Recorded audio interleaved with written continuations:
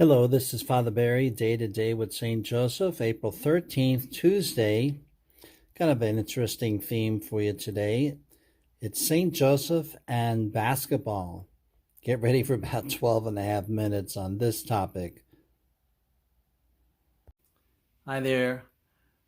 I'd like to talk about St. Joseph basketball because it's a basketball season and basketball's on TV.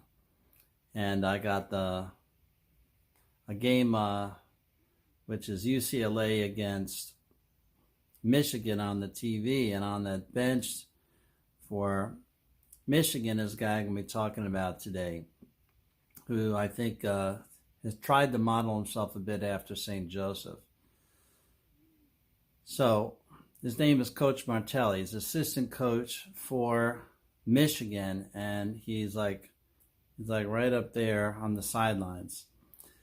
Well, he used to be the coach of St. Joe's, okay, in Philadelphia. St. Joseph Hawks. Those of you who know college basketball know a little bit about them. They play in Atlantic 10. You may also know that the great year for the Hawks was 2003 and 4, when that little Catholic school on City Line Avenue in Philly was in the Elite Eight, surprising everybody and doing so well. The coach had already had them win about 27 games in a row before they finally fell, just missing the Final Four.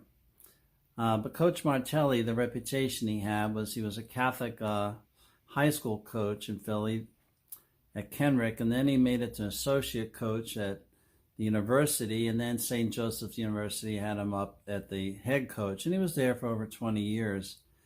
And he was a father figure to the players. He was a person that cared personally for the teams, the players, the families.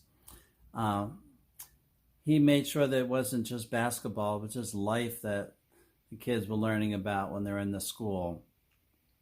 And he was really the right man in a Catholic university program, trying to pass something on to the players. And so over the 20 years, the players have looked back on him, and they said that he really made a difference. Coaches can really be great influencers in society, especially with young men. And if you can take your Catholic faith and its values and have some integrity of life, and be good at what you do, then there's a lot of respect found from doing that. And so Coach Martelli, he's on the sidelines there now with a new team, but he had a great run at St. Joe's, and maybe I'll have some more success on the Michigan sidelines. But I wanted to just give him a shout out for the kind of person he is. Well, this Blessed to Play show that airs on EWTN, I listened to it on my audio with EWTN radio. It's just fun listening to Martelli, just talking about, being a believer and bringing his faith to his work. And coaches can really be great that way. And, in the Final Four in 2021, it was nice to see that many of the teams, they stressed team play and how they really didn't have one great individual star in any of the four teams, but the teams all got there with teamwork and everybody pitching in. Two of the coaches on the sidelines, Baylor, I think, was the other one, that were people also outstanding coaches talking about faith to their players. Martelli's now an assistant to Howard at Michigan, but I say he's the second one.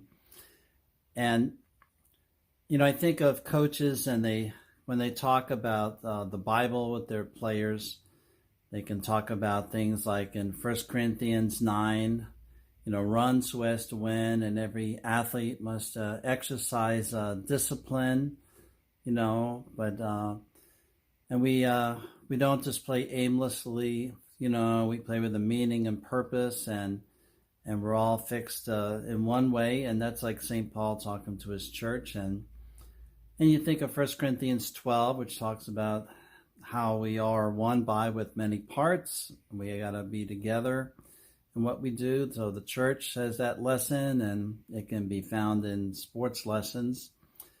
And 1 Corinthians 15, where I am by grace. By grace I am what I am. And so I like it when some of the players after a game will echo those lessons they've heard from coaches, that I thank God, and by grace I can play the game, but I play the game with God in mind. And basketball isn't everything. God is everything. But I play basketball to glorify Him. Well, we do whatever we can do to glorify God, don't we? And Coach Martelli just said that that's what he tried to pass on to his players, and just good values, and that he would make a commitment to them as a player and a coach, coach to a player and to the families, and just say that his run at St. Joe's, that was what he pledged to the boys when they came and to their families, and then tried to create a responsible atmosphere at the school. And I think St. Joseph's really appreciated that about him. I remember the year when St. Joe's did their best. I was a pastor here in Maryland at another parish, and there was a Jesuit priest that taught at the university, and on numerous weekends he would come back, and he stayed in Maryland, and I would have him do one of the masses with me, and we would get together once on that weekend to just share some faith and talk to each other. And he was like boasting of this basketball coach up at his campus in that banner year. Yeah, I knew this particular priest at St. Joe's University. I probably knew him for 14 years. And he's on upward with God now. But I thought, well, Father Birch, you too were quite a model for students up there in that university. And a lot of people sent their sons and daughters to that school because they knew they were going to have teachers like you and people on the campus like you.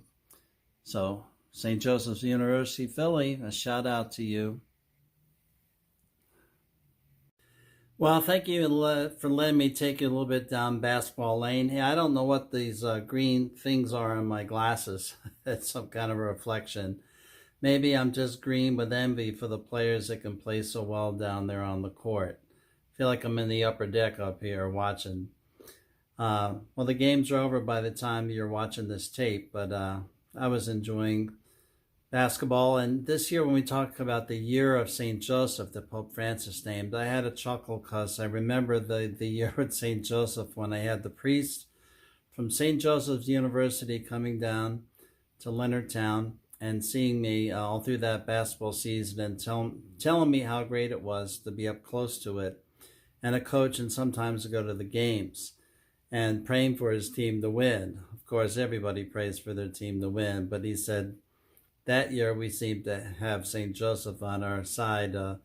It helped to have Jameer Nelson and Delonte West on your team, two guys that went to the NBA. So I think that was the real answer to their prayers with that team. And I just think of the year of St. Joseph, that year when St. Joe's did so well.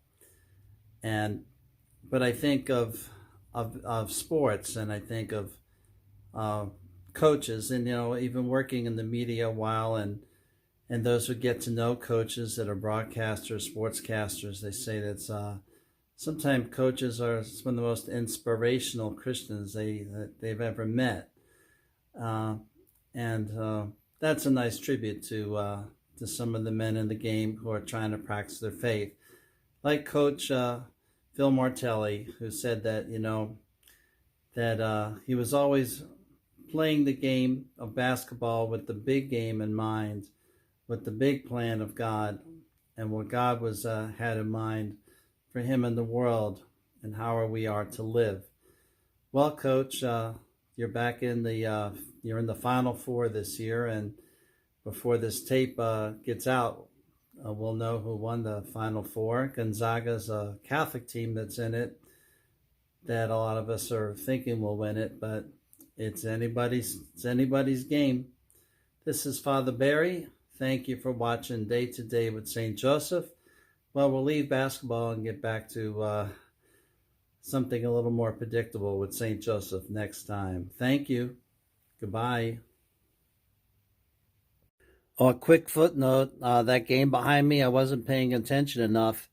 Michigan blew it at the end. They did make it to the Final Four. They missed their last 8 shots. The other team won the game. So, Phil Martelli's going home. Bye.